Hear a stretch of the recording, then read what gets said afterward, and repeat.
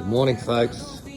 Welcome to the YouTube channel where you can learn to fabricate, weld, repair, all sorts of things aluminium.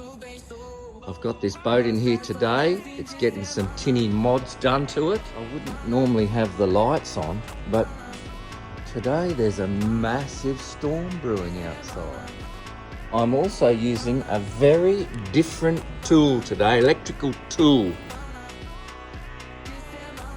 It's plugged into the car.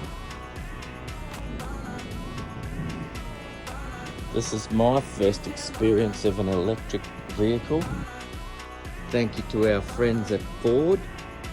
Check out this storm.